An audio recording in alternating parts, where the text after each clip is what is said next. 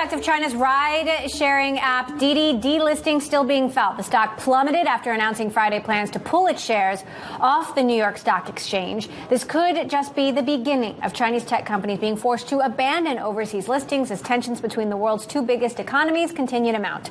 Joining me now, Anja Manuel. She's the director of the Aspen Security Forum and a former diplomat in the U.S. State Department, focusing on South Asian policy. So how many more Didis, Anja, could there be? Oh, no one knows.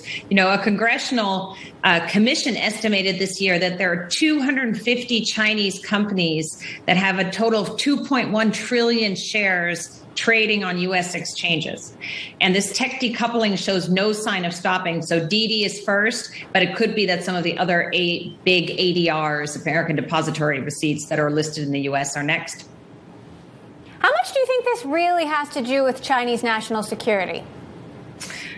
I think that's the reason that the Chinese government gives. But I think there are actually 3 reasons that Xi Jinping and the Communist Party are doing this. The first one, and the most important, is they want to maintain absolute political control. They're going into a very hard year for China. The Olympics has to go well, the big Communist Party meetings in March. And then, of course, in October, Xi Jinping is up for an unprecedented 3rd term.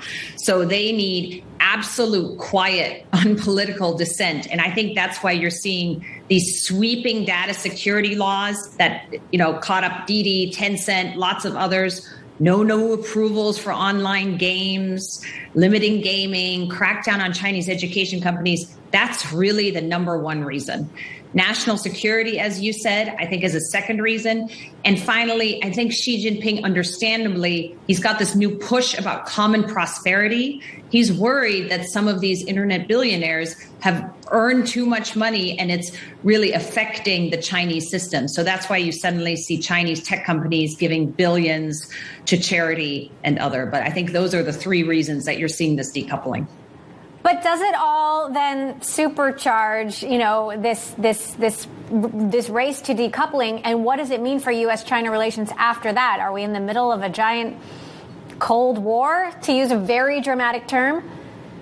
Yeah, I'm not sure if I would call it a Cold War, but it is quite serious. And, you know, I'm always struck by the difference between how American business people see China, which I think is still cautiously optimistic, and what my friends in the Biden administration and those focused on national security see. And they see a much darker picture, Emily. I think there is a real concern about Xi Jinping moving from authoritarianism to totalitarianism. There's a lot of concern about human rights, understandably so. And even though the summit you saw between President Biden and President Xi 2 weeks ago kind of tried to put a floor under things, right now they're just trying to make sure that we have guardrails, that we're talking about the most important issues. But the idea that there's going to be a rapprochement and things are going to get better and we're going to go back to business as usual, I think is highly unlikely. Meantime, we just saw the U.S. government saying they won't be sending any official representation to the Beijing Olympics. Also, the controversy around the tennis star Peng Shuai, who accused a Communist Party official of sexual assault, who has disappeared. The Women's Tennis Association, which is based in the United States, has suspended all games in China. You know, where is this going? Yeah, on the human rights front, I'm quite worried. You know, what the crackdown in Xinjiang continues. You know, Peng Shuai is kind of an amazing story because it was so public and so international. But people disappear in China with regular frequency. You just don't hear about it.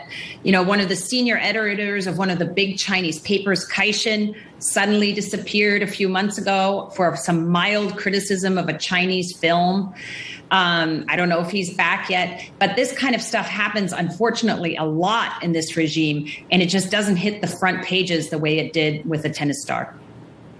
All right, Anja Manuel, director of the Aspen Security Forum. Appreciate you working through some very complex issues with us today. Thank you, Anja, for stopping by.